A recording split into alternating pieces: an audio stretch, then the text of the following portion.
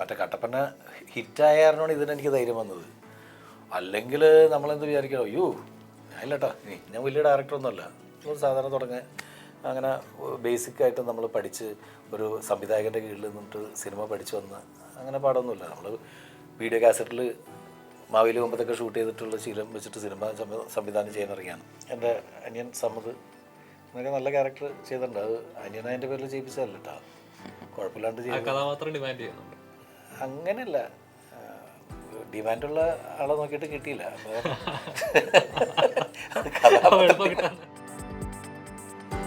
Kunchacko ബോബനാണ് hero എന്ന് പറഞ്ഞിട്ട് ഷൂട്ടിന്റെ തലേ ദിവസം മാറി ഞങ്ങൾ ഷോക്കായി നിന്ന അവസ്ഥയുണ്ട്. അപ്പോൾ അന്നൊന്നും എനിക്കറിയില്ല. അപ്പം അന്നത്തെ ആ ഒരു ദിവസം ഞാനിങ്ങനെ നിൽക്കുമ്പോൾ അയ്യോ ഇനിയിപ്പോൾ എന്താ ചെയ്യാം, ഞാൻ അവരുടെ അടുത്ത് ആ മൂവി ചെയ്യാമെന്ന് പറഞ്ഞാൽ ഇനിയിപ്പോൾ ലാസ്റ്റ് മൊമെന്റിൽ ഒഴിവാക്കാൻ പറ്റുമോ പറ്റില്ല എന്ന് പറയാൻ പറ്റുമോ, ഇതൊന്നും അറിയില്ല. നമ്മളാകെ ഒരു പെട്ട അവസ്ഥയായിരുന്നു. അത് ദിലീപിൻ്റെ ലൈഫിൽ, ദിലീപിൻ്റെ കരിയറിലും എൻ്റെ കരിയറിലും ഏറ്റവും വലിയ ബിസിനസ് നടന്നിരിക്കുന്ന സിനിമ. 30 കോടി രൂപയാണ് അത് ഹോട്ട്സ്റ്റാർ എടുത്തത്. ഇപ്പോൾ നമ്മുടെ നാദൃശിക്കായാലും റാഫിക്കായാലും ഇപ്പോൾ ഒരുപാട് ലെജൻസ് ലെവലിൽ നമ്മൾ കാണുന്ന ആളുകളാണ്. ഒരുപാട് ഹ്യൂമറിലൂടെ ആയാലും നമ്മൾ ഇന്നും ഓർക്കുന്ന സിനിമകളുണ്ട് ഇവരുടെയൊക്കെ. അമിത പ്രതീക്ഷ കൊടുക്കല ലെജൻസ്. ഹായ് ഹലോ നമസ്കാരം, this is me N B year. Once upon a time in കൊച്ചിയുടെ വിശേഷങ്ങൾ നമ്മളോട് പങ്കുവെക്കാനുണ്ട് സിനിമയുടെ സംവിധായകൻ നാദൃശിക്കയും മാളവികയും നമ്മോട് ചേരുന്നു. നമസ്കാരം. നമസ്കാരം എല്ലാവർക്കും. കുറച്ച് സ്പീഡായി പോലെ കുഴപ്പമില്ല. നമ്മുടെ പടത്തിലുണ്ട്, അപ്പൊ ഞാൻ അതിനെ പറ്റി ആലോചിച്ച. ഇക്ക എന്തൊക്കെയുണ്ട് വിശേഷം? സുഖമായിട്ടിരിക്കുന്നു. പുതിയ വിശേഷം once upon a time Kochi അല്ലേ? ആ പേരിട്ട് once upon a time Kochi, അതായത് ഇപ്പം നമ്മുടെ പഴയ ഫസ്റ്റ് ടൈറ്റിൽ കണ്ടപ്പോൾ എനിക്ക് പഴയ കുറച്ച് പടങ്ങളാണ്. Once upon a time America, അങ്ങനെ കുറെ ഹോളിവുഡ് പടങ്ങളൊക്കെ ഉണ്ട്. എന്താണ് ഇങ്ങനെ ഒരു ടൈറ്റിൽ ഇടാൻ കാരണം? എന്താണ് അത് തന്നെയാണ് കാരണം. അതൊക്കെ കണ്ടു പോകുമ്പോൾ once upon a time in Kochi എന്ന് പറയുന്ന ഒരു ടൈറ്റിലില്ല. അത് ഇല്ലാത്ത കാരണം നമ്മളത് കൊച്ചിയിട്ട്. പിന്നെ അത് കൊച്ചിയിൽ മാത്രം നടക്കുന്നൊരു കഥയല്ല, ഇത് എല്ലാ പട്ടണങ്ങളിലും സംഭവിക്കാവുന്നൊരു കഥ. അപ്പോൾ നമ്മൾ കൊച്ചിയിൽ ഷൂട്ട് ചെയ്ത കാരണം once upon a time in Kochi. കൊച്ചിക്കാരുടെ കഥയല്ല, കൊച്ചിക്കാരുടെ ഒരു പൊതുവായിട്ടുള്ളൊരു തനി കൊച്ചിക്കാരുടെ കഥയല്ല, കൊച്ചിയിൽ സംഭവിച്ചു എന്ന് പറയുന്നൊരു കഥ. അത്രേ ഉള്ളൂ. എന്തൊക്കെയുണ്ട് വിശേഷം? നല്ല ഇങ്ങനെയൊക്കെ പോകുന്നതൊക്കെ കുറെ ആയല്ലോ കണ്ടിട്ട്. എവിടെയായിരുന്നു പരിപാടി? സിനിമ കുറെ ഒരു ഗ്യാപ്പ് എടുത്താണോ? ഇല്ല, ഇവിടെ തന്നെ കഴിഞ്ഞിട്ട് പിന്നെ ഇപ്പോഴാണെന്ന് കാണുന്നത്. അതെ, ഇപ്പോൾ നമ്മളുടെ റിലീസ് എപ്പോഴാണ്, അപ്പോൾ ഞാൻ വല്ല മൂവി റിലീസുള്ള സമയത്ത് മാത്രം അത്രേ ഉള്ളൂ. Once upon a time in കൊച്ചിയിൽ നല്ലൊരു ക്യാരക്ടറാണ്. റസിയ എന്ന് പറഞ്ഞൊരു കഥാപാത്രമാണ്. സാധാരണ ഒരു പെൺകുട്ടി, അവരുടെ സിറ്റുവേഷൻ വൈസ് എല്ലാത്തിലും പൊരുത്തപ്പെട്ട് ഹെൽപ്പ് ചെയ്യുക, സപ്പോർട്ട് ചെയ്യുക, എല്ലാത്തിലും കൂടെ നിൽക്കുന്നൊരു കുട്ടിയാണ്. എനിക്ക് പേഴ്സണലി ഇഷ്ടപ്പെട്ടു ക്യാരക്ടർ. കേട്ടതിനേക്കാളും ഇക്കയും റാഫി സാറും പറഞ്ഞ കേട്ടതിനേക്കാളും എടുത്തു വന്ന് പിന്നെ നമ്മൾ ഡബിലൊക്കെ കണ്ടപ്പോൾ എനിക്ക് കുറച്ചും കൂടെ ഒരു എന്താ പറയുക സന്തോഷം തോന്നി കണ്ടപ്പോൾ. ഓക്കെ റസിയ ഓക്കെ ആയിട്ട് എനിക്ക് തോന്നി അതുണ്ടാവുമല്ലോ. അങ്ങനല്ല, ഈ കഥ പറയുമ്പോൾ നമുക്ക് അതെ ശരിക്ക് ഒരു ഈ റൈറ്റേഴ്സിൻ്റെ ആണെങ്കിലും ഡയറക്ടേഴ്സിൻ്റെ ആണെങ്കിലും ഒരു സാധാരണഗതിയിൽ ഈ ആർട്ടിസ്റ്റിനെ പറഞ്ഞ് വീഴ്ത്തണമെന്ന് വെച്ചാൽ ഇങ്ങനെ വേറെ ഒന്നുമില്ല. കഥ പറയുമ്പോൾ ഫുള്ളായിട്ട് കഥ കേട്ട് കഴിയുമ്പോൾ ഇവരായിരിക്കും, ഇവരാണ് അതിൻ്റെ മെയിൻ ഈ സിനിമ നടക്കൂലെന്ന്. അപ്പൊ അങ്ങനെ പറഞ്ഞു പറ്റിച്ചിട്ടാണ് കൊണ്ടുവരുന്നത്. പിന്നെ അവസാനം എഡിറ്റൊക്കെ കഴിയുമ്പോഴാണ് മനസ്സിലാക്കുന്നത് ഇതായിരുന്നു. അതെ അതെ അതെ അതെ തീർച്ചയായിട്ടും. പക്ഷെ അതാ അപ്പൊ നമുക്ക് എല്ലാം കഴിഞ്ഞിട്ടും നേരിട്ട് കാണുമ്പോ ഓക്കെ വിചാരിച്ചേക്കാളും ഇത്രയും കൂടി ഉണ്ട് ചെയ്ത് തന്നിട്ടുണ്ട് എന്നുള്ള ഒരു സമാധാനം. ഇത് ആദ്യമേ ഞാൻ പറഞ്ഞു, ഇതിന്റെ സ്ക്രീൻ സ്പേസ് പിന്നെ വളരെ ഈ പറഞ്ഞ പോലെ ഇങ്ങനെയാണ്. പക്ഷെ എന്നാൽ പോലും സിനിമ കണ്ട് ഇറങ്ങുന്ന ആളുകൾക്ക് ഈ കുട്ടി അതിനകത്ത് ഉണ്ടായിരുന്നു എന്ന് ആരും ചോദിക്കില്ല. ഓ നിങ്ങൾ നന്നായിരുന്നിട്ട് എന്ന് പറയും. അതുപോലത്തെ ഒരു ക്യാരക്ടറാണ്. പിന്നെ നല്ലൊരു പാട്ട് കിട്ടിയില്ലേ? അത് നല്ലൊരു പാട്ട് തന്നെ റിലീസ് ചെയ്തിരുന്നു കേട്ടോ. അതെ അതെ അതെ നല്ല രസമായിരുന്നു കേൾക്കാൻ. അത് പല കല്യാണങ്ങളിലും അത് പ്ലേ ചെയ്ത് അടിപൊളിയായിരുന്നു. അത് അങ്ങനെ ഒരു ശരിക്കും പറഞ്ഞാൽ നമ്മളെ സംബന്ധിച്ചിട്ടൊരു പാട്ട് ഒരു സിനിമയിൽ കിട്ടിയാൽ തന്നെ, അല്ലെങ്കിൽ ആ പാട്ടിൽ വന്നു പോകുമ്പോൾ പാട്ട് ഹിറ്റാണെങ്കിൽ എന്താ പറയുക, ഒരു ചെറിയ സംഭവം ആണെങ്കിൽ പോലും നമ്മൾ പെട്ടെന്ന് ശ്രദ്ധിക്കപ്പെടും. അല്ലേ? അങ്ങനെ പ്രാർത്ഥിക്കുന്നുണ്ട് ഞങ്ങൾ. അങ്ങനെ ഒരു അവകാശവാദമൊന്നുമല്ല. ഇത് ഒരു പറഞ്ഞില്ല, ഒരു ഔട്ട് ആൻഡ് ഔട്ട് ഹ്യൂമർ സിനിമയല്ല. നമ്മൾ അങ്ങനെ പ്രതീക്ഷിച്ചിട്ട് ഈ സിനിമ കാണരുത്. എക്സ്പെരിമെൻ്റലും അല്ല. ഈശോ എന്ന് പറയുന്ന പടമൊക്കെ അങ്ങനെ കാരണം കോവിഡ് സമയത്ത് നമ്മളങ്ങനെ ഉള്ള പരീക്ഷണങ്ങളൊക്കെ നടത്തിയിട്ടുണ്ട്. ഈ ഒരു ത്രില്ലർ ജോണറിലുള്ള സിനിമ നമുക്ക് ചെയ്യാൻ പറ്റുമെന്ന് അറിയാൻ വേണ്ടിയിട്ട്. അത് നമ്മൾക്കും കൂടി ഒരു കോൺഫിഡൻസ്. അതായത് നമ്മൾ സിനിമകൾ സ്റ്റാമ്പ് ചെയ്യപ്പെട്ട് കഴിഞ്ഞിട്ടുണ്ടെങ്കിൽ പിന്നെ അതിൽ നിന്ന് മോചനം കിട്ടും വലിയ പണിയാണ് നമുക്ക് വേറെ. എനിക്ക് സിനിമയിൽ ടൈപ്പ് കാസ്റ്റ് എന്ന് പറയുന്ന പോലെ തന്നെയാണ് ഡയറക്ടേഴ്സിന് ഇത് ഒരു ജോണർ ഫിക്സ് ചെയ്ത് കഴിഞ്ഞാൽ അതെ അതെ, കാരണം എല്ലാവരും അമർ അക്ബർ അന്തോണി അല്ലെങ്കിൽ കട്ടപ്പന പോലെ ആയാലും ഏത് സിനിമ കഴിയുമ്പോഴും ഞാൻ അനുഭവിച്ചെന്നറിയോ, ഇത് അമർ അക്ബർ അന്തോണി പോലെയും കട്ടപ്പനയിലെ ഋതുഘോഷം പോലെ ആയില്ല എന്ന് പറഞ്ഞു. പക്ഷെ അത് ആ രണ്ട് സിനിമകൾക്ക് രണ്ട് സിനിമ റൈറ്റേഴ്സ് ഒന്നായിരുന്നു. ഞങ്ങൾ ചെയ്ത നല്ല സിനിമകളിൽ ശരിക്കും സത്യസന്ധമായിട്ട് പറയുകയാണെങ്കിൽ നല്ല അന്ന് ഭയങ്കര ഹിറ്റായിട്ടുള്ള സിനിമകളായിരുന്നു. അതിനുശേഷം നമുക്കെന്താ വെച്ചിട്ടുണ്ടെങ്കിൽ എപ്പോഴും ആ റൈറ്റേഴ്സിനെയും ഇവരും മറ്റിട്ട് മാത്രം ഒരു ടീമായിട്ട് ഇങ്ങനെ മുന്നോട്ട് പോയിക്കൊണ്ടിരിക്കാൻ പറ്റില്ല. അവർ അവരുടേതായ ജോലിയും കാര്യങ്ങൾ, ഞാൻ എൻ്റേതായ പരീക്ഷണങ്ങളും കാര്യങ്ങൾ, അവരുടെ പരീക്ഷണങ്ങൾ, അവർ വേറെ സിനിമകൾ ചെയ്തു, അവർ ഡയറക്റ്റ് ചെയ്തു, അവർ വേറെ സിനിമകൾക്ക് സ്ക്രിപ്റ്റ് ചെയ്തു.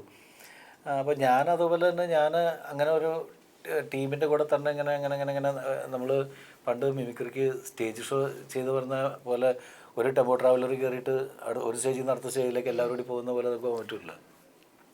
നമ്മൾ മാറി മാറി സിനിമകൾ, ഇപ്പോൾ നമ്മൾ ചെയ്യുന്ന സിനിമകളിൽ ക്യാമറമാൻ എല്ലാ സിനിമകളിലും ഇപ്പോൾ ഇതുവരെ ചെയ്ത ഇത് 6ാമത്തെ പടമാണ്. അതിനിടയിൽ ഒരു തമിഴ് ചെയ്തിട്ടുണ്ട്. അപ്പോൾ ഇത് 6ാമത്തെ പടം. ഇപ്പോൾ അങ്ങനെയാണെങ്കിൽ നോക്കുകയാണെങ്കിൽ തമിഴ് ഉൾപ്പെടെയാണെങ്കിൽ 7 ക്യാമറമാന്മാരാണ്.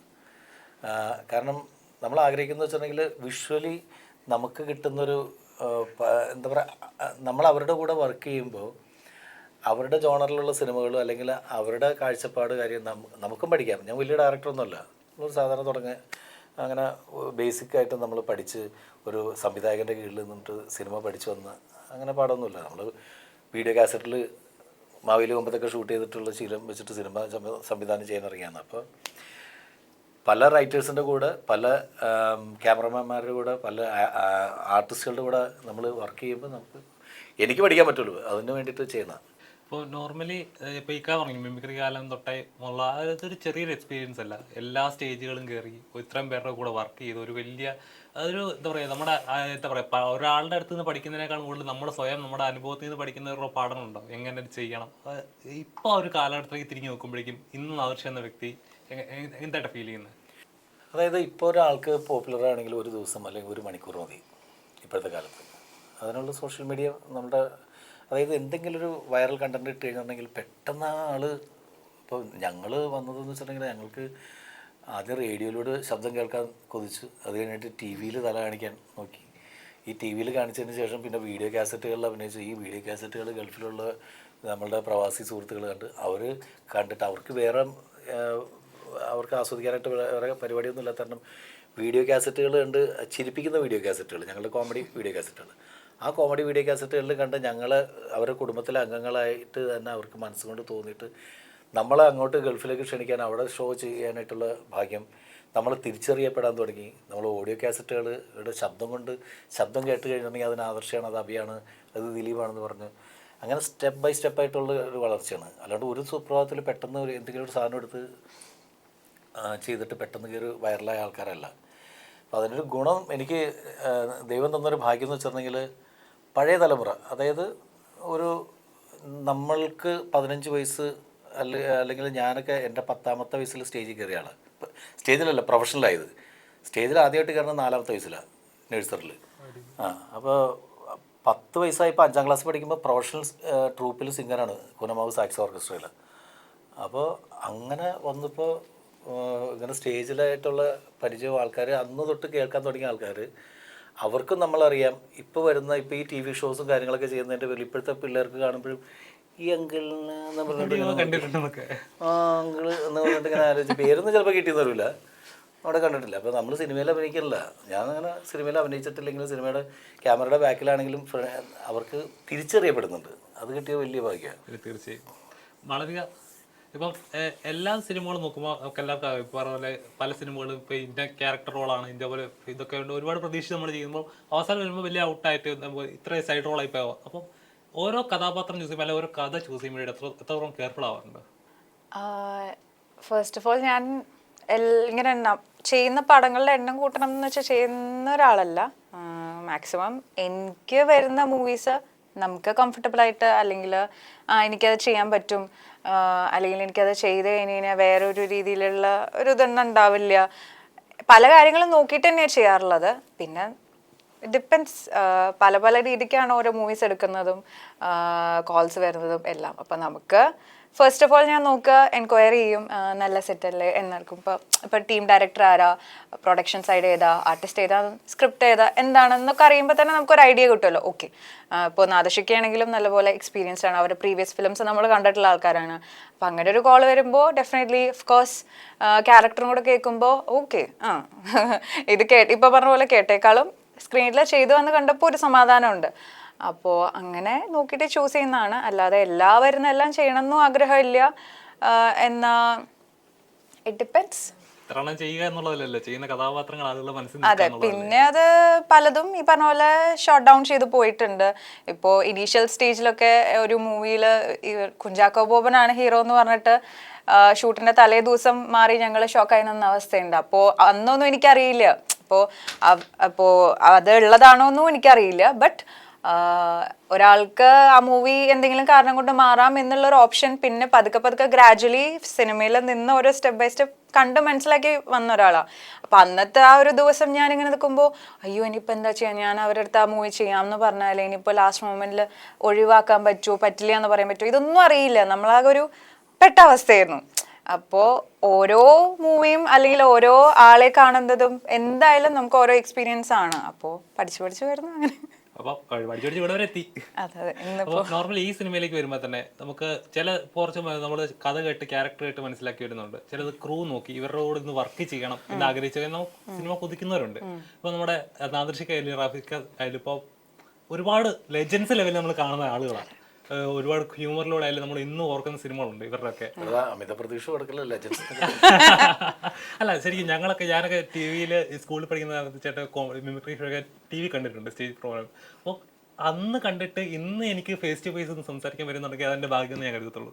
കാരണം നമ്മളുടെ ഭാഗ്യമല്ലേ. കാരണം വെച്ചിട്ടുണ്ടെങ്കിൽ നിങ്ങൾ ഇപ്പം നമ്മളുടെ കാസറ്റും കാര്യങ്ങളും കണ്ടു കാണുന്ന വളർന്ന പിള്ളേർ നമ്മുടെ മുമ്പിൽ ഇരുന്നിട്ട് നമ്മൾ ഇൻ്റർവ്യൂ ചെയ്യാന്ന് പറയുന്നത് നമ്മളുടെ ഭാഗ്യമാണ്. നമ്മളപ്പോൾ അപ്പോഴും നമ്മൾ ഫീൽഡിൽ ഉണ്ടെന്ന് പറയുന്നത് ഭാഗ്യമല്ലേ. അതും ഞങ്ങളുടെയും കൂടി ഭാഗ്യമാണ്, അതല്ലാണ്ട് നിങ്ങളുടെ ഭാഗ്യം മാത്രമല്ല. നമുക്കും അതുപോലെ ആ ലൈം ലൈറ്റിൽ നമ്മളെപ്പോഴും ഉണ്ട് എന്ന് പറയുന്നത് നമ്മുടെ ഭാഗ്യം തന്നെയാണ്. അപ്പോൾ അങ്ങനത്തെ ഒരു ഭാഗ്യം ഇനിയും കിട്ടും, കിട്ടായൊന്നുമില്ല, കിട്ടട്ടെ എന്നതല്ല, കിട്ടും ഉറപ്പാണ്.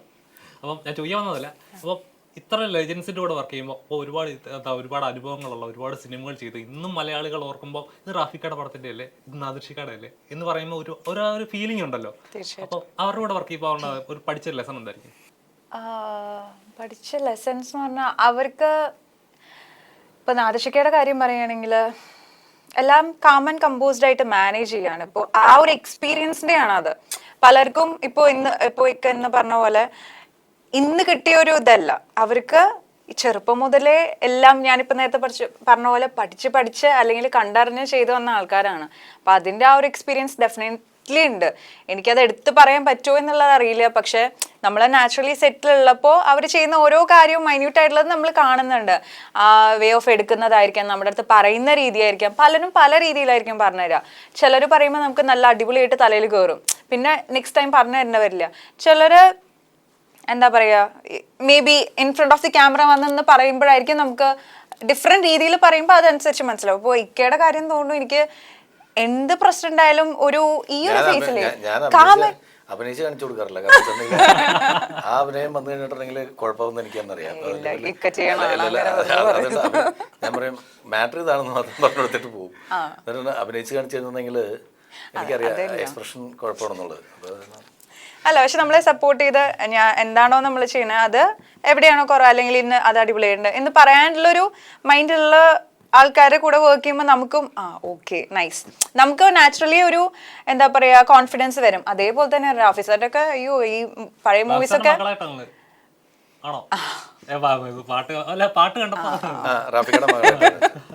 അപ്പോൾ അതും ഒരു പ്ലസ് ആയിട്ട് എനിക്ക് തോന്നുകയാണ്. സാറിന്റെ ഒക്കെ മൂവീസ് കണ്ടിട്ട് ഒരുപാട് എത്ര കണ്ടാലും ഇപ്പോഴും മതിയാവില്ല ആളുടെ തെങ്കാശിപ്പട്ടണവും അതൊക്കെ ഷോ. അപ്പോ ഭാഗ്യം.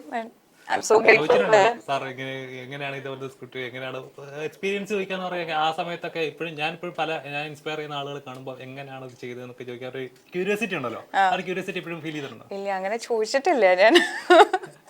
സാറ് ഈ പറഞ്ഞ പോലെ പഴയ കാര്യങ്ങൾ ഇവരുടെ കൂടെ അടുത്തിരിക്കുമ്പോൾ എന്തെങ്കിലുമൊക്കെ ഇങ്ങനെ പറയുന്നത് കേൾക്കാം.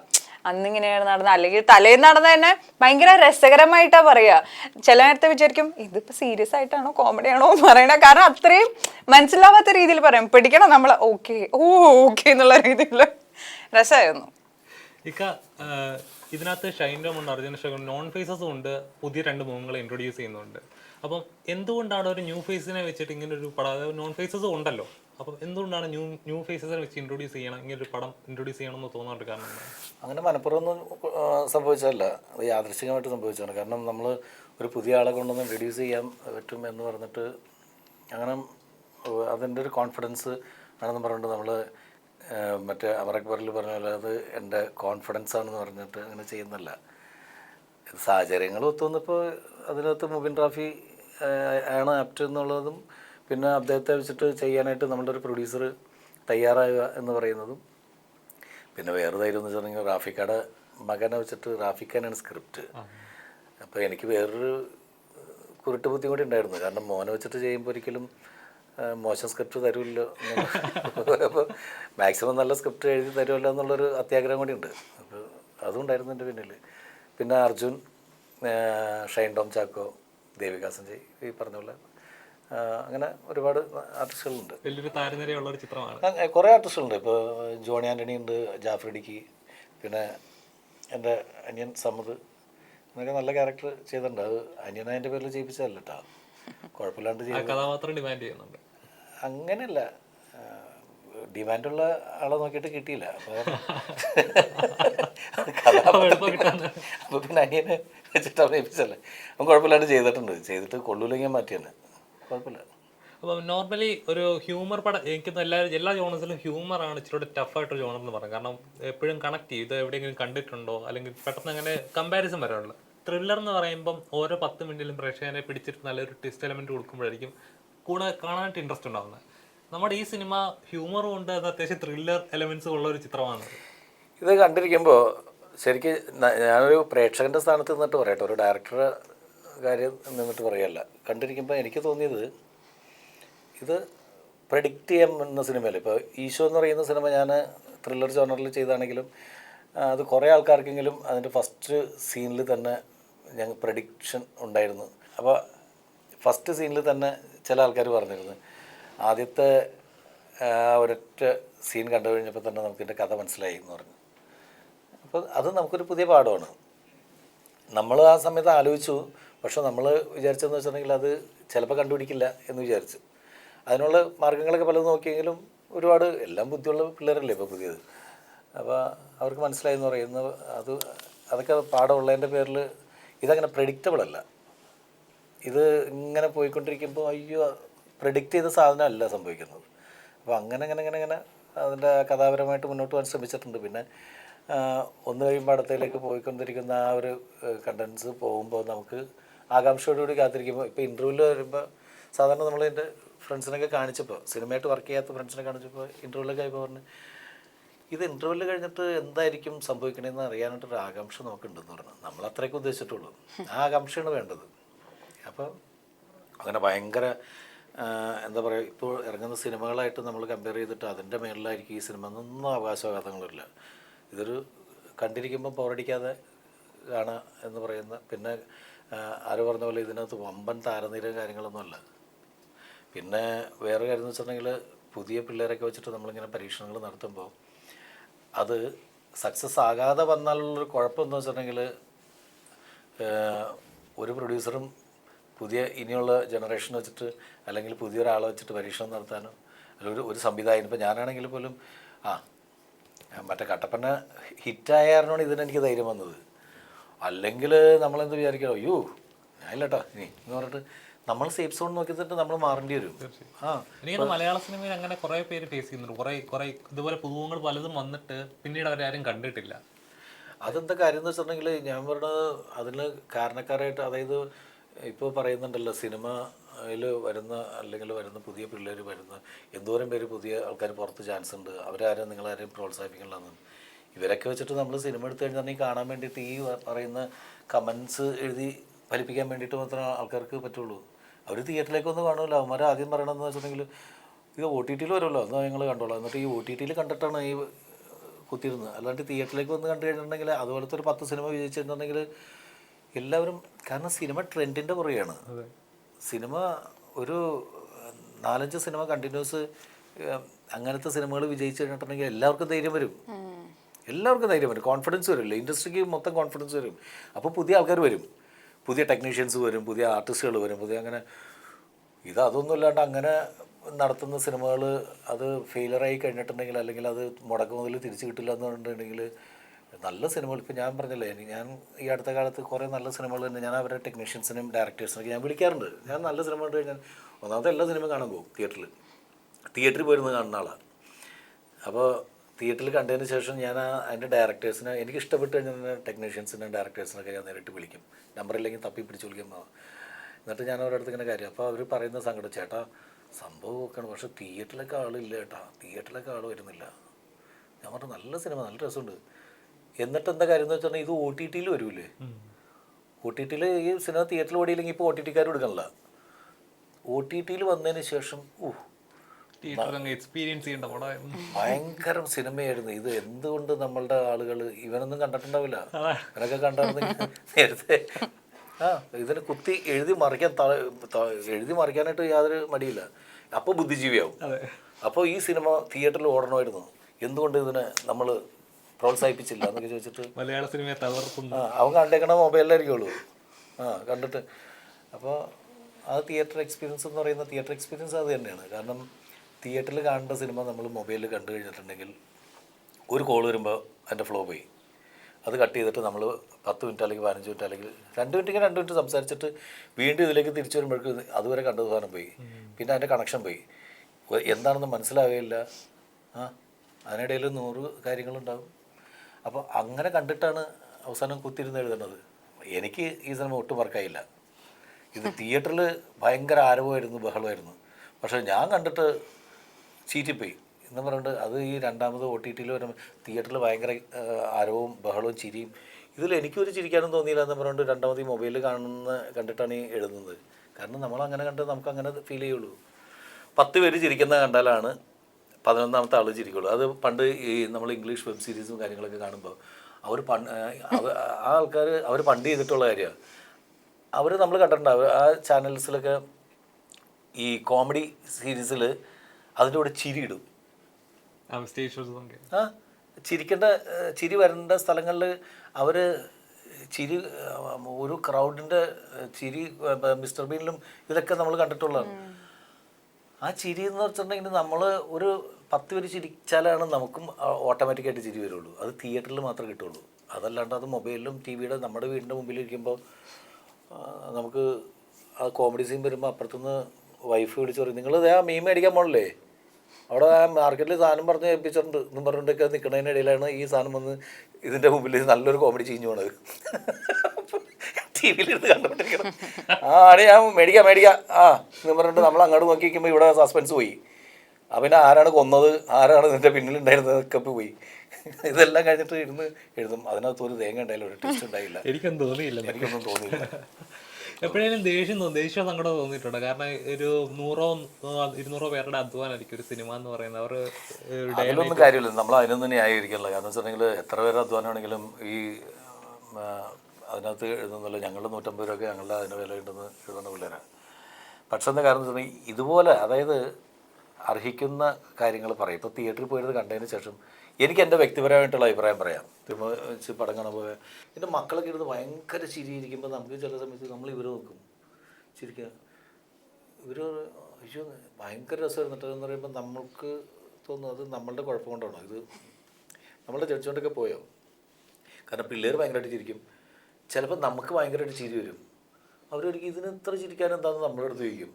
അപ്പോൾ പലർക്കും പല ജഡ്ജ്മെൻറ്റ്, പല തലമുറയ്ക്കും അല്ലെങ്കിൽ പല ആൾക്കാർക്കും. ഇപ്പോൾ എൻ്റെ ഫ്രണ്ട്സിന് ഒരേ പ്രായത്തിലുള്ള ഞങ്ങളൊരു 5 ഫ്രണ്ട്സ് കൂടി ഒരുമിച്ച് അവിടെ പോയിരുന്നു കഴിഞ്ഞിട്ടുണ്ടെങ്കിൽ പടം കഴിഞ്ഞ് ഇറങ്ങുന്ന സമയത്ത് അതിൽ 2 പേര് എനിക്ക് ഓക്കെ ആയിട്ടാ എന്ന് പറയുന്ന സമയത്ത് മറ്റവർ എന്ത് എനിക്കത് എങ്ങനെ മനസ്സിലായില്ല എന്ന് പറഞ്ഞിട്ട് അങ്ങനെ പല അഭിപ്രായം ഉണ്ടാവും. അപ്പോൾ ഈ അഭിപ്രായമൊക്കെ കൂടി മൈക്കിൻ്റെ മുമ്പിൽ വന്നിരുന്നിട്ട്, സുഹൃത്തുക്കളെ ഈ സിനിമ ആധികാരികമായിട്ട് ഇതായിരുന്നു, എന്താണ് അവർ ചെയ്തു വെച്ചിരിക്കുന്നത് അതിൻ്റെ ഇതെന്നൊക്കെ പറഞ്ഞിട്ട് ഇപ്പം പൊതുവായിട്ടുള്ള മാലോകരുടെ അഭിപ്രായമാണ് ഇതെന്ന് പറഞ്ഞ് ഒരുത്തൻ പറയുമ്പോൾ ഒരു അഭിപ്രായം ഇല്ലാത്ത ആൾക്കാർ, അതായത് യാതൊരു ഉത്തരവാദിത്വമില്ല, ഒന്നുമില്ലാണ്ട് വെറുതെ എന്തെങ്കിലും കാണിച്ച് ജീവിച്ചത് എന്ന് പറഞ്ഞുകൊണ്ട് നിൽക്കുന്ന കുറേ ആൾക്കാർ അത് പുള്ളി പറഞ്ഞു ഇനി അത് തന്നെ എനിക്ക് അത് സ്വന്തം അഭിപ്രായം വേണം ആദ്യം.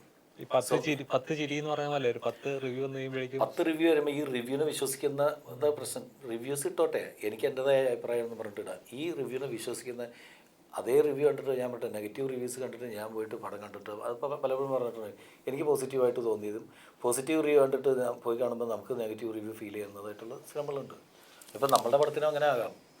പക്ഷെ അത് പൊതുവായിട്ട് ഈ സിനിമ ജനങ്ങൾ ദയവ് ചെയ്തിട്ട് ആരും പോയി കാണരുത് എന്നൊക്കെ ആധികാരികമായിട്ട് കയറി എന്ന് പറയുമ്പോൾ അതാണ് ക്രൈം.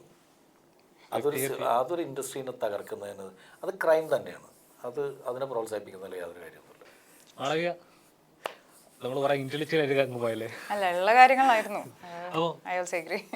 നോർമലി നമ്മൾ ഓരോ കഥാപാത്രങ്ങൾ ചെയ്യുമ്പോൾ നമുക്കൊരു ഡ്രീം ഉണ്ടാവില്ല. നമ്മൾ ആരെങ്കിലുമൊക്കെ ഇൻസ്പയർ ചെയ്തിട്ടായിരിക്കുമല്ലോ നമ്മൾ ഈ സിനിമ എന്ന് പറഞ്ഞൊരു വേൾഡിലേക്ക് ഫസ്റ്റ് കയറുന്നത്. അപ്പം എനിക്കും സിനിമയിലാണ്, എനിക്ക് ഇന്ന നടിയെ പോലെ ആവണം, ഇന്ന പോലെ അഭിനയിക്കണം, റീൽസൊക്കെ കാണാറുണ്ട്. അപ്പം ഫസ്റ്റ് എപ്പോഴാണ് ഇതാണ് എൻ്റെ വഴി, ഇതാണ് എൻ്റെ റൂട്ടെന്ന് തോന്നിയ ഒരു ഇതെന്താ സ്പാർക്ക് എന്താണ്? സത്യം പറയുകയാണെങ്കിൽ ഞാൻ മൂവിയിലേക്ക് സ്റ്റാർട്ട് ചെയ്തത് ഇങ്ങനെ ഒരു ആഗ്രഹത്തിലല്ല, പടം ചെയ്യണം എന്ന് പലർക്കും അങ്ങനെയാണ്. അപ്പോൾ എനിക്ക് ആ ഒരു ബ്ലെസ്സിങ് കിട്ടി, അത് ഞാൻ മുന്നോട്ട് കൊണ്ടുപോയി. ഓൺ ദി ഗോയിൽ ഒരു എനിക്ക് തോന്നുന്നു നടൻ എന്ന് പറഞ്ഞ മൂവിയൊക്കെ ചെയ്യുന്ന സമയത്തായിരുന്നു. അന്ന് ജയറാമേട്ടൻ്റെ കൂടെ ഐ സ്റ്റിൽ റിമെമ്പർ ജയറാമേട്ടൻ്റെ അമ്മ മരിച്ച് അന്ന് രാത്രി എന്തോ ഷൂട്ടിങ് ആള് പൂർത്തിയാക്കിയിട്ട് പോയത് അവിടുന്ന്. അപ്പോൾ അതും എടുത്തുകൊണ്ട് നിന്ന ഭയങ്കര ഒരു ഇമോഷണൽ സീക്വൻസ് ഒക്കെ ആയിരുന്നു. ഞാനും ഉണ്ടായിരുന്നു അതിൽ, അച്ഛനും മകളായിട്ടാണ് ചെയ്തത്. അപ്പോൾ അതിൽ ആ ഒരു ഇമോഷനിൽ അയ്യോ എനിക്ക് എങ്ങനെ പറയണം എന്നറിയില്ല, ഭയങ്കര ഞാൻ ജയറാമേട്ടനെ ഇങ്ങനെ നോക്കിക്കായിരുന്നു ഇങ്ങനെ ചെയ്യുന്നതെന്നുള്ളത്. അത് ഭയങ്കര ഇമോഷണൽ ആയിട്ടുള്ളൊരു സീനായിരുന്നു. അപ്പോൾ ആഫ്റ്റർ ദാറ്റ് സീൻ അല്ലെങ്കിൽ ഇൻ ബിറ്റ്വീൻ എനിക്ക് അന്ന് വരെയെന്ന് പറഞ്ഞാൽ എന്താ ഓഫർ വരുന്നു ചെയ്യുന്നു, ചെറുപ്പം മുതലേ വന്നിരുന്നു, പക്ഷെ എല്ലാം ഞാൻ നെഗ്ലക്റ്റ് ചെയ്തിരുന്ന ഒരാളാണ്. പിന്നെ ഒരു നെസസറി ടൈം ആയപ്പോൾ ഞാൻ തുടങ്ങി ചെയ്തു. മേ ബി അന്നായിരിക്കും എനിക്ക് തോന്നിയിട്ടുണ്ടായിരുന്നത് ഇങ്ങനെ ചെയ്താൽ ശരിയാവില്ല, എനിക്ക് I want to do more, നല്ല നല്ല ക്യാരക്ടേഴ്സ് ചെയ്യണം, അല്ലെങ്കിൽ എന്നെക്കൊണ്ട് എന്തെങ്കിലും ചെയ്യാൻ പറ്റുന്ന രീതിയിൽ കിട്ടുന്ന ക്യാരക്ടേഴ്സ് ബെറ്ററായിട്ട് ചെയ്യാന്നുള്ള രീതിയിൽ ചെയ്യണം എന്ന് ആഗ്രഹിച്ചത് ഒരുപക്ഷെ ആ ഒരു ഫിലിമിലായിരിക്കാം. അതെ. ഇപ്പം മാളവിക അറിയാലോ, ഒരു ഇനോഗ്രേഷൻ ക്യൂൻ എന്നാണ് സോഷ്യൽ മീഡിയയിൽ വിളിക്കുന്നത്, ആൾക്കാരും പലതും പറയുന്നത്. അപ്പം നോർമലി പക്ഷെ എപ്പോഴും കമന്റ്സ് വരുമ്പോൾ എപ്പോഴും കേട്ട്, കാരണം ഞാൻ ഒരാളുടെ പേഴ്സണൽ ലൈഫാണ്, അയാൾ എന്ത് ചെയ്യണം എന്ത് ചെയ്യണം എന്നുള്ളത്. പക്ഷേ സോഷ്യൽ മീഡിയയിൽ പറഞ്ഞാൽ കമന്റ് തൊഴിലാളികൾ അങ്ങനെയാണ് ഇപ്പോൾ വിളിക്കുന്നവരെ. ഒരു പണിയില്ലാതെ വെറുതെ എന്ന് കമന്റ് ചെയ്യുക, അത് പേഴ്സണലായിട്ട് ഹേർട്ട് ചെയ്യുക, അവരുടെ ഫാമിലി പേഴ്സണൽ വിട് ഫാമിലിയെ വരെ ഹേർട്ട് ചെയ്തിട്ട് എപ്പോഴേലും തോന്നിയിട്ടുണ്ടോ ഇത് ഇവർ ഇന്ത്യ സൊസൈറ്റിയുടെ കുഴപ്പമാണോ വ്യക്തികളുടെ കുഴപ്പമാണോ? വ്യക്തിയിൽ നിന്നാണല്ലോ ആദ്യം തുടങ്ങുന്നത്. ഇപ്പോൾ ആദ്യം ആരോടെങ്കിലും എന്തെങ്കിലും പറഞ്ഞു കഴിഞ്ഞാൽ ഒരാളെ കൊണ്ട് ഒരു ചേഞ്ച് വരുത്താൻ പറ്റില്ല ഒരു സൊസൈറ്റിയിൽ എന്ന് പറയുന്ന ആൾക്കാരുണ്ട്. മറ്റൊരാളെ കുറ്റം പറയുന്നതിന് മുമ്പ് അവനവൻ എങ്ങനെയാണ് എന്നൊരു ക്വസ്റ്റ്യൻ മാർക്ക് ആദ്യം വേണമെന്ന് തോന്നിയിട്ടുണ്ട് എനിക്ക്. എല്ലാവർക്കും ഇപ്പോൾ ജഡ്ജ്മെൻറ്റ് ചെയ്യാം, പക്ഷേ ഒരാളെ ഭയങ്കരമായിട്ട് ഡീഗ്രേഡ് ചെയ്യുന്ന രീതിയിൽ ഞാൻ ഈ പറയുന്ന ആൾക്കാർക്ക് ആർക്കും പേഴ്സണലി ചെന്ന് ഒരു കാര്യം ചെയ്തിട്ടില്ല, ഒരു ദ്രോഹവും ചെയ്തിട്ടില്ല, അവരുടെ ഫാമിലിക്ക് ഒരു ദ്രോഹം ചെയ്തിട്ടില്ല. ഞാൻ മാത്രമല്ല, ഈ അറ്റാക്സ് കിട്ടുന്ന എല്ലാവരും. ഇത് അറ്റാക്ക് എന്നുള്ള ആദ്യം ഇനീഷ്യൽ സ്റ്റേജിൽ നിന്ന് തുടങ്ങിയെങ്കിലും ഇപ്പം അതൊരു അറ്റാക്ക് അല്ല, ഒരു ഗ്രൂപ്പ് ഇപ്പം ഈ പറഞ്ഞ പോലെ ഒരു അനാവശ്യ കാര്യത്തിന് അല്ലെങ്കിൽ ഒരാവശ്യമില്ലാതെ എന്തിനോ വേണ്ടി അതിപ്പോ അതിപ്പോ കുറച്ച് ആൾക്കാരുടെ ഒന്നല്ലല്ല, നമ്മൾ നോക്കുകയാണെങ്കിൽ ഏത് ഫേമസ് ഒരാളുടെ ഇതില് കൂടെ അവർക്ക് വേണ്ടത് പറയുന്നുണ്ട്. അപ്പോൾ അതൊന്നും അവർ ബോധേഡ് അല്ല. അപ്പോൾ ആ ഫേമസ് ആൾ ബോധേഡ് അല്ല, പറഞ്ഞിട്ട് അവർക്ക് അത് എഫക്ട് ചെയ്യാനും പോകുന്നില്ല. അതേപോലെ തന്നെ ഞാൻ ആലോചിക്കാറുണ്ട്, പക്ഷെ നമുക്ക് ഒരാൾ വിചാരിച്ചു കഴിഞ്ഞാൽ ഇപ്പൊ ഇത്രയും പേരെ വായടക്കാൻ പറ്റുമോ എന്ന് ചോദിച്ചു കഴിഞ്ഞാൽ ഇല്ല. വേറെ കാര്യമുണ്ട് മാളവിക, ഇത് അറിയാൻ പാടില്ലാത്ത കാരണം നമ്മുടെ പ്രേക്ഷകർക്കും കാരണം ഇതിനകത്ത് പല ഐഡീസ് ഇല്ലേ, കമൻസ് വരുന്നില്ലേ, നെഗറ്റീവ് കമൻസ് ഇടാൻ വേണ്ടിയിട്ട് മാത്രമായിട്ട് ഇപ്പോൾ ഫേക്ക് ഐഡീസാണ്. ഫേക്ക് ഐഡീസിൽ അതിനകത്ത് ശരിക്ക് ഒരാളുടെ പേര് പോലും ഉണ്ടാവില്ല. അതെ, സീറോ പോസ്റ്റ്. അന്ന് അവർ ആ കമന്റ് ഇടാൻ വേണ്ടി ക്രിയേറ്റ് ചെയ്ത പോസ്റ്റ്. ഇതിന് വേണ്ടിയിട്ട് മാത്രമായിട്ടുള്ള 10,000 കണക്കിന് ഫേക്ക് ഐഡീസ് മാത്രം ക്രിയേറ്റ് ചെയ്ത് വെച്ചിരിക്കുന്ന ഗ്രൂപ്പുകളുണ്ട്. അതിനകത്ത് അവരുടെ ജോലി എന്ന് പറയുന്നത് നെഗറ്റീവ് കമന്റ്സ്, ഇവനെ തകർക്കാൻ വേണ്ടിയിട്ട് നെഗറ്റീവ് കമന്റ്സ് ഇടുക എന്ന് പറഞ്ഞാൽ ആരെങ്കിലും ഏൽപ്പിച്ച് കഴിഞ്ഞിട്ടുണ്ടെങ്കിൽ അവർ അതിനകത്ത് നെഗറ്റീവ് കമന്റ്സ് ഇട്ട് കഴിഞ്ഞിട്ടുണ്ടെങ്കിൽ അവരെ കണ്ടുപിടിക്കാൻ പോലും, കാരണം അവർ നമ്മളിനിയിപ്പോൾ അവരുടെ ഐഡിയയിൽ കയറിയിട്ട് നമുക്ക് പേഴ്സണലി ചീത്ത പറയാമെന്ന് വെച്ചിട്ടുണ്ടെങ്കിൽ അത് ക്രിയേറ്റഡ് ആണ്. അത് ആർക്കും സ്വന്തമായിട്ട് വ്യക്തിപരമായിട്ട് അവർക്ക് ഹേർട്ട് ചെയ്യില്ല. കാരണം വെച്ചിട്ടുണ്ടെങ്കിൽ അതെല്ലാം ഫേക്കാണ്. അപ്പം അത് കണ്ടിട്ട് നമ്മൾ സാധാരണക്കാരെന്ത് വിചാരിക്കണമെന്നറിയോ, ശരിക്കും ഒരാളുടെ പേര് വല്ലതും ഉണ്ടല്ലോ, മറ്റേ ചൈനീസ് പേരൊക്കെ ഉണ്ടാവും ചില. അപ്പോൾ അതിനകത്ത് നമ്മൾ അത് കണ്ടിട്ട് അപ്പോൾ സാധാരണക്കാരായിട്ടുള്ള ഇവര് ഫാമിലിയൊക്കെ ഇത് കമന്റ്സ് വായിക്കുമ്പോൾ അയ്യോ എല്ലാം നെഗറ്റീവ് കമന്റ്സ് ആണ്. ഈ നെഗറ്റീവ് കമന്റ്സ് ഇടാൻ വേണ്ടിയിട്ട് മാത്രം ഒരു വിഭാഗത്തെ സൃഷ്ടിച്ചു വെച്ചിട്ടുണ്ട്. അപ്പോൾ അതല്ല ശരിക്കും കറക്റ്റായിട്ട് ജെന്യൂൻ ആയിട്ടുള്ളത് നമ്മളുടെ ഐഡിയിൽ നിന്ന് നമ്മളുടെ മുഖമുള്ള ഇതിൽ നിന്ന് നമ്മൾ വന്ന് ഒരാൾക്കൊരു അഭിപ്രായം പറയാം. മെസ്സേജസ് വരും കുറച്ച് നല്ല കാര്യങ്ങൾ, അത് നമ്മൾ ഒരിക്കലും കമന്റ്സിൽ കാണില്ല. ഇത് നമ്മൾ ഇങ്ങനെ കമന്റ്സ് നെഗറ്റീവ്സ് ഇടുന്നവര് എനിക്കറിയുന്ന എന്നെ പേഴ്സണലി സപ്പോർട്ട് ചെയ്യുന്ന ആൾക്കാര് ചെന്ന് സംസാരിച്ചിട്ടുണ്ട്. നിങ്ങൾ മാളവിക എന്തെങ്കിലും ഇങ്ങനെ ഈ പറഞ്ഞ രീതിയിൽ എന്തെങ്കിലും നിങ്ങളുടെ അടുത്ത് പെരുമാറിയിരുന്നോ എന്നൊക്കെ ചോദിക്കുമ്പോൾ പലരും റിപ്ലൈ തരുന്നത് എന്താണെന്നറിയോ, ഇല്ല എനിക്കപ്പോൾ അവിടെ വന്നതിന് അറ്റൻഷൻ കിട്ടുമല്ലോ അതുകൊണ്ട് ഇട്ടതാ, ഇല്ല ചേച്ചി എനിക്ക് ഒരു കുഴപ്പമില്ല ആ കുട്ടിയായിട്ടൊന്നും. അപ്പൊ ഒന്ന് ആലോചിച്ച് നോക്കണം, ഇത് ഒരൊറ്റ ലൈനാണോ ഒരാൾ പറഞ്ഞത്? 10 പേര് ഒരു പോസിറ്റീവ് പറഞ്ഞിട്ടുണ്ടെങ്കിൽ അതിൽ ഒരുത്തൻ കയറി നെഗറ്റീവ് പറയുമ്പോൾ ആ നെഗറ്റീവ് പറയണതന്നെയാണ് ശ്രദ്ധിക്കു പോകും. അവന് കുറച്ചുകൂടി വിവരമുണ്ട്. ആളുകൾക്ക് നെഗറ്റീവിനോട് ഭയങ്കര അട്രാക്ഷൻ ആണെന്ന് തോന്നുന്നു. എല്ലാവരും കുറ്റം പറയുന്ന കേൾക്കുമ്പോൾ കാണാൻ എന്തൊരു സുഖം. അത് എന്ന് വെച്ചിട്ടുണ്ടെങ്കിൽ അങ്ങനെ, കാരണം വേറെ ഒരാൾ ഇപ്പോൾ ഞാൻ പറയട്ടെ, നമ്മൾ ഒരേ പ്രായത്തിലുള്ള നമ്മൾ പഠിച്ചുകൊണ്ടിരിക്കുന്ന സമയത്ത് അടുത്ത വീട്ടിലെ പഠിപ്പിസ്റ്റുകളായിട്ടുള്ള പിള്ളേരൊക്കെ ചൂണ്ടിക്കാണിച്ചിട്ട് നമ്മളുടെ അമ്മയും അപ്പനും പറയൂലേ, അവനെ കണ്ടുപഠിക്കണം എന്ന് പറയുമ്പോൾ നമുക്ക് അവനോട് തോന്നുന്നൊരു ദേഷ്യമുണ്ട്. അവനെ എങ്ങനെയെങ്കിലും അവനെ ഒരു ബൈക്കിന് പോകുമ്പോൾ ഒന്ന് തെന്നി വീണ് കയ്യും കാലും ഒടിഞ്ഞെങ്കിൽ അല്ലെങ്കിൽ അങ്ങനെ ആഗ്രഹിച്ച് നടക്കുന്ന സ്ഥലത്ത് നിന്ന് അങ്ങനെയാണ് കുറേ ആൾക്കാർ. അതായത് കുറേ ആൾക്കാർ ഇവർ നോക്കുമ്പോൾ കുറേ ആൾക്കാർ സിനിമ ഡയറക്റ്റ് ചെയ്യുന്നു, കുറേ ആൾക്കാർ അഭിനയിക്കുന്നു. എനിക്കാണെങ്കിൽ ഒന്നും തേങ്ങ ആകാനും പറ്റണില്ല. എൻ്റെ വീട്ടിൽ എനിക്ക് ഒരു ശ്രദ്ധയും കിട്ടുന്നില്ല. ആൾക്കാർക്കും വേണ്ട, വീട്ടുകാർക്കും വേണ്ട, പട്ടി പോലും ഓടിച്ചിടണില്ല. അവര് നോക്കുമ്പോ അവർ കുത്തിയിരുന്ന് അവർക്ക് തീർക്കാനുള്ള ഇവിടെ തീർക്കാണ്. കാരണം വെച്ചാല് സ്വന്തം ഐഡിയ പോലും അല്ലെങ്കിൽ ഫേസ് ടു ഫേസ് പറയാൻ ഐഡിയ ഇല്ലാത്തതൊക്കെ ഏതോ ഒരു ഐഡിയ. ഞാനിപ്പോ അതൊന്നും നോക്കാറില്ല കേട്ടോ. ഞാൻ മുമ്പൊക്കെ നോക്കായിരുന്നു. ഇപ്പൊ എന്തെങ്കിലും സംഭവം പറഞ്ഞാൽ എൻ്റെ ഒരു ഇന്റർവ്യൂ എന്തെങ്കിലും സാധനം വന്നു കഴിഞ്ഞാൽ എൻ്റെ അടിയിലേക്ക് കമന്റ്സ് നോക്കാറില്ല. കമന്റ്സ് നോക്കി കഴിഞ്ഞിട്ടുണ്ടെങ്കിൽ കമന്റ്സ് നോക്കി ഇവരുടെ ധാരണ എന്ന് വെച്ചിട്ടുണ്ടെങ്കിൽ നമ്മൾ കമന്റ്സ് നോക്കി വേദനിക്കും എന്നുള്ളൊരു അതിന് വേണ്ടിയിട്ടാണ് ഇവർ ഇടുന്നത്.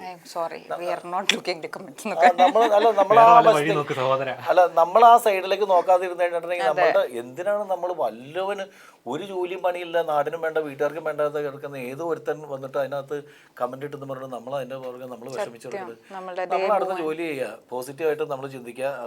നമ്മൾ അതിനടിയിൽ അവൻ പറഞ്ഞിട്ടുണ്ടല്ലോ ഇവൻ പറഞ്ഞിട്ടുണ്ടോ അതിന്റെ പുറകെ പോകാതിരിക്കുക, അതിലേക്ക് നോക്കേ ചെയ്യാതിരിക്കുക എന്നുള്ളതാണ്. നമുക്ക് നമ്മുടെ ജോലി ഉണ്ടല്ലോ, നമുക്ക് ജോലിയും പണിയുള്ളവർ അത് ചെയ്യും. അല്ലാത്തവൻ നമ്മളോടുള്ള ദേഷ്യം തീർക്കാൻ വേണ്ടിയിട്ട് നമ്മൾ കാണുകയാണെങ്കിലാണ് അവന്റെ ദേഷ്യം തീർത്തത് നമുക്കറിയാം. കാണുന്നില്ല. അപ്പോൾ നമ്മുടെ സിനിമയിലേക്ക് വരുമ്പോഴേക്കും ഇപ്പോൾ റാഫിസാറിന്റെ സ്ക്രിപ്റ്റുകൾ എന്ന് പറയുമ്പോൾ അറിയാം, ഒരു ക്രിസ്പായിട്ട് കൊള്ളിക്കേണ്ടത് തീർച്ചയായിട്ട് കൊള്ളിച്ചായിരിക്കും പറയുന്നത്. അപ്പോൾ ഈ സിനിമയും അതുപോലത്തെ ഒരു സിനിമയാണ് ഞാൻ എക്സ്പെക്ട് ചെയ്യുന്നത്. അപ്പം ഇങ്ങനൊരു സിനിമ ചെയ്യുന്ന സമയത്ത് മുബിനാണ് ഇപ്പോൾ ഒരു കഥാപാത്രം ആവാനായിട്ട് കുറച്ച് സമയം എടുക്കുമല്ലോ, ഷേപ്പ് ചെയ്യാൻ സമയം എടുത്തോ മുബിനെ?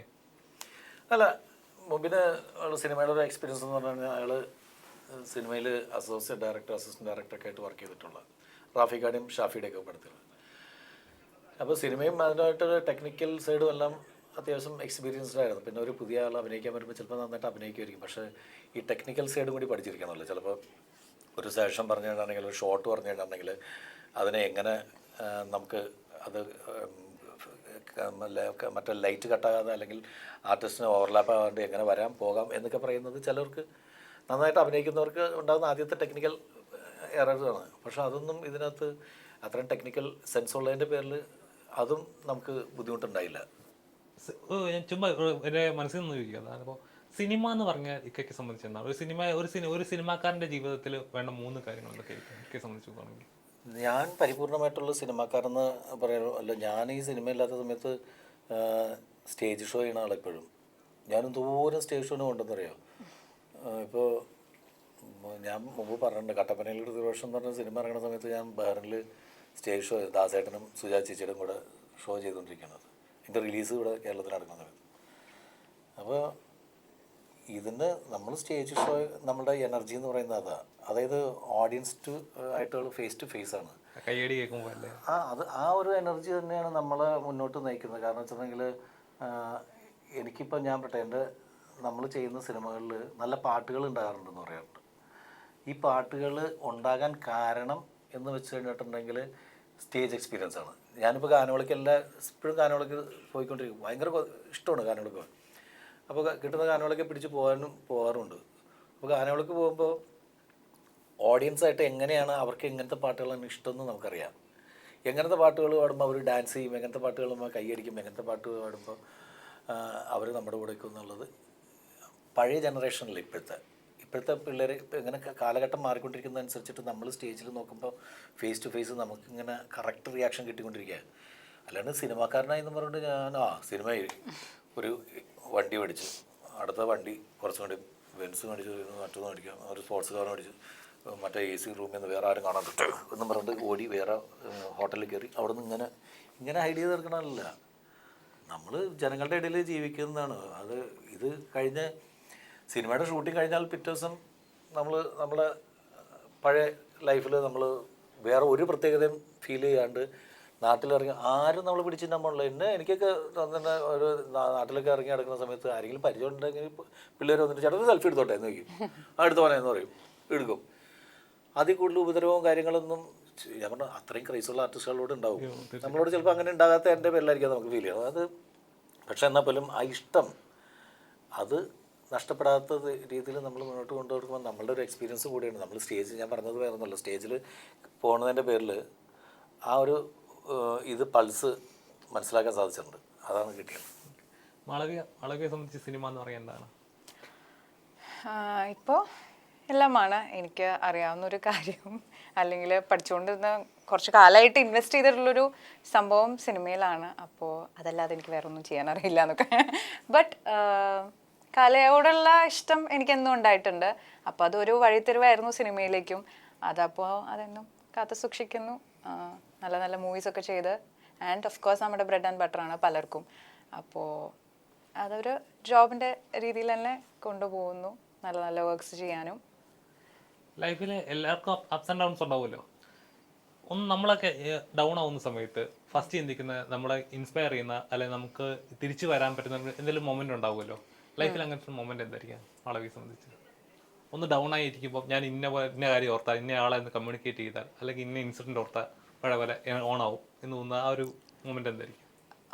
അങ്ങനെ ഒരു ബ്രേക്ക് ഡൗൺ ഒന്നും ഇതുവരെ ഉണ്ടായിട്ടില്ല, ടച്ച് വുഡ്. ബട്ട് അങ്ങനെ അത്രത്തോളമൊക്കെ ആലോചിക്കുകയാണെങ്കിൽ എനിക്ക് തോന്നുന്നു നമ്മൾ കടന്നു വന്നിട്ടുള്ള സിറ്റുവേഷൻസ് ആയിരിക്കും ഏറ്റവും മുന്നോട്ട് മൂവ് ചെയ്യാൻ എപ്പോഴും പ്രേരിപ്പിക്കുക. കാരണം മറ്റൊരാളെ ഇൻസ്പയർ ചെയ്യുന്നേക്കാളും നമ്മളെന്താണോ പോയിട്ടുള്ളത് അതൊക്കെ ഒന്ന് ആലോചിക്കുമ്പോൾ, ആ സ്ട്രഗിൾസും കാര്യങ്ങളും ആലോചിക്കുമ്പോൾ താനേ സ്ട്രെങ്ത് വരും.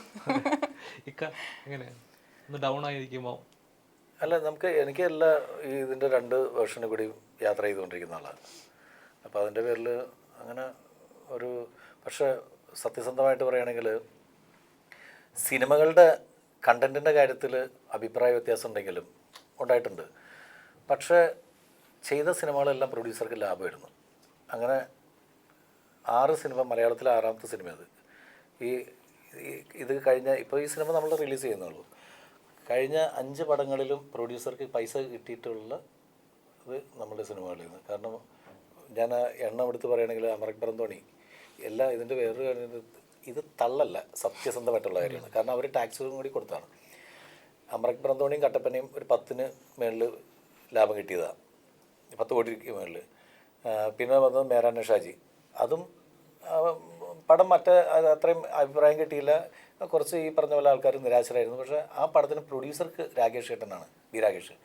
അദ്ദേഹം പറഞ്ഞിട്ട് അദ്ദേഹത്തിൻ്റെ അടുത്ത് ചോദിച്ചാൽ അദ്ദേഹത്തിന് പൈസ കിട്ടിയേക്കുന്ന സിനിമകളിലൊന്ന് അത് ഈ പറഞ്ഞ പോലെ അദ്ദേഹത്തിന് ലാഭമായിരുന്നു സിനിമ. കേശി വീടിൻ്റെ നാഥൻ, അത് ദിലീപിൻ്റെ ലൈഫിൽ, ദിലീപിൻ്റെ കരിയറിലും എൻ്റെ കരിയറിലും ഏറ്റവും വലിയ ബിസിനസ് നടന്നിരിക്കുന്ന സിനിമ. 30 കോടി രൂപയാണ് അത് ഹോട്ട്സ്റ്റാർ എടുത്തത്. പിന്നെ ഈശോ 4,40,00,000 രൂപയ്ക്ക് തീർന്നൊരു സിനിമ. 14 കോടി രൂപയുടെ ബിസിനസ് നടന്നതാണ്. അരുന്നാരൻ്റെ അടുത്ത് ചോദിച്ചൊക്കെ അറിയാവുന്നതാണ്. അപ്പോൾ അങ്ങനെ സിനിമകൾ ചെയ്ത് പ്രൊഡ്യൂസർക്ക് പക്ഷേ ഈ കമൻറ്റ് തൊഴിലാളികളുടെ ഇത് കേട്ട് കഴിഞ്ഞിട്ടുണ്ടെങ്കിൽ നമ്മളൊരു സിനിമ അനൗൺസ് ചെയ്ത് കഴിയുമ്പോൾ തന്നെ ഇവരുടെ ധാരണ എന്ന് വെച്ചിട്ടുണ്ടെങ്കിൽ ആദ്യത്തെ 2 സിനിമ കഴിഞ്ഞ് ബാക്കിയൊക്കെ ഫ്ലോപ്പാണെന്നുള്ളൊരു സന്തോഷിച്ച് നടക്കുക. ഒരാളെ തകർക്കാനായിട്ട് അടുത്ത ഫ്ലോപ്പ്, അടുത്ത ബോംബ് അവനെന്ന് പറഞ്ഞുകൊണ്ട് വരുന്ന സ്ഥലത്ത് അവരെ ആഗ്രഹം അതാണ്. ഒരു മനസ്സുഖം അവർക്ക് ഒരു മനസ്സുഖം, സലീംകുമാർ പറഞ്ഞാൽ ഒരു മനസ്സുഖം. പക്ഷേ സത്യസന്ധം നമ്മളിത് ആരും തിരുത്താനും പോയില്ല, കാരണം ഇത് OTT റിലീസായിരുന്നു ഇതൊക്കെ, മറ്റേ കേസും ഈസുമൊക്കെ. അപ്പോൾ പക്ഷേ അതിന് നല്ല പൈസ കിട്ടിയ പടങ്ങളാണ്. അതറിയുമ്പോൾ ചിലപ്പോൾ ഇത് അറിയാതെ പ്രേക്ഷകരിലേക്ക് അത് ലോസായിരുന്നു. സിനിമയുടെ അഭിപ്രായ വ്യത്യാസം ഞാൻ പറഞ്ഞില്ലേ, സിനിമ ചിലവർക്ക് ഇഷ്ടപ്പെടും, ചിലർക്ക് ഇഷ്ടപ്പെടില്ല. അതിപ്പോൾ നമ്മുടെ ഈ സിനിമയാണെങ്കിലും എല്ലാവർക്കും ഇഷ്ടപ്പെടുന്ന സിനിമ എന്ന് പറഞ്ഞിട്ടല്ല, ചിലർ അഭിപ്രായ വ്യത്യാസങ്ങളുണ്ടാകും മേ ബി. അപ്പോൾ തീർച്ചയായും സിനിമ 31-ന് ഇറങ്ങുകയാണ്. ഒരുപാട് പ്രതീക്ഷകളുണ്ട്. ഒരു പുതിയൊരു നായകനെ നമുക്ക് മലയാളത്തിലേക്ക് കിട്ടുകയാണ്. ഞങ്ങൾക്കും ഒരുപാട് പ്രതീക്ഷയുണ്ട്. അപ്പോൾ കാണാൻ വരുന്ന പ്രേക്ഷകരോടെന്നാണ് പറയാനുള്ളത്? ഇത് പ്രേക്ഷകരോട് പറയാനുള്ള ഒറ്റ വാക്കുള്ളൂ, ഈ അമിത പ്രതീക്ഷയില്ലാതെ, ഒന്നും പ്രതീക്ഷിക്കാതെ, ഒരു സാധാരണ കുറച്ച് നേരം പോക്കിന് വേണ്ടിയിട്ട് നമ്മൾ സിനിമ കാണാൻ വേണ്ടിയിട്ട് വരിക, മക്കളെയൊക്കെ കൂട്ടിയിട്ട് ഫാമിലി. കാരണം വെച്ചാൽ ഇതൊരു ക്ലീൻ സിനിമയാണ്. എല്ലാവരും കൂട്ടി ഫാമിലിയായിട്ട് വരികയാണെങ്കിൽ അവർക്ക് അതിന് മറച്ചു വെക്കേണ്ട കാര്യങ്ങളൊന്നും ഈ സിനിമയിലില്ല. അങ്ങനെ എന്ന് പറയേണ്ട സിറ്റുവേഷൻസ് ഒന്നും ഇല്ലാത്ത ക്ലീൻ സിനിമ. കാരണം നമ്മൾ ഏത് സിനിമ ചെയ്യുമ്പോഴും നമ്മൾ ആദ്യം വിചാരിക്കുന്നതാണ് എൻ്റെ ഫാമിലി, എൻ്റെ വൈഫും എൻ്റെ മക്കളും എൻ്റെ ഉമ്മയും എല്ലാ പാരൻസൊക്കെ ആയിട്ട് ഞങ്ങൾ ഒരുമിച്ച് പോയിരുന്ന് കാണുമ്പോൾ അതൊക്കെ തല കുമ്പിടേണ്ട അവസ്ഥ വരുത്താത്ത സിനിമകളാണ് ചെയ്യാൻ ആഗ്രഹം. ഇനിയുള്ള സിനിമകൾ അങ്ങനെ തന്നെയൊക്കെ ചെയ്യുള്ളൂ, അത് എത്ര വന്നാലും. ഇത് അത്തരത്തിലുള്ളൊരു നല്ല ക്ലീൻ സിനിമയാണ്. നമുക്ക് 2 മണിക്കൂർ ദൈർഘ്യമുള്ളൂ കൃത്യം. ഈ 2 മണിക്കൂറും ബോറടിക്കാതെ കണ്ടുകൊണ്ടിരിക്കാം, അതുമാത്രം ഉറപ്പ് പറയാം. അപ്പോൾ തീർച്ചയായും സിനിമ എന്ന് പറയുന്നത് ഒരാളുടെ 2 പേർ ഒരു കൂട്ടായ്മയുടെ അധ്വാനമാണ്. അപ്പം അത് തിയേറ്ററിൽ തന്നെ വന്നിരുന്ന് എക്സ്പീരിയൻസ് ചെയ്യാൻ ശ്രമിക്കുക. വെറുതെ ഒരു ഇപ്പോൾ കമ്പനി തൊഴിലാളികളെ പോലെ വെറുതെ ആരോ എന്തോ പറഞ്ഞെന്ന് കേട്ടി പറയാതെ നിങ്ങൾ തന്നെ എക്സ്പീരിയൻസ് ചെയ്ത് സിനിമ എന്താണെന്ന്, അവരുടെ അധ്വാനം എന്താണെന്ന് കണ്ട് എക്സ്പീരിയൻസ് സന്തോഷത്തോടെ ഇറങ്ങി പോവുക അല്ലേ? തീർച്ചയായിട്ടും. സിനിമ വലിയൊരു വിജയമാകട്ടെ. ഇത്രയും സമയം ഞങ്ങൾക്ക് വേണ്ടി തന്നതിനെ thank you so much. Thank you. കൂടുതൽ വീഡിയോസിനായി B4 Blaze ഫോളോ ചെയ്യൂ, സബ്സ്ക്രൈബ് ചെയ്യൂ.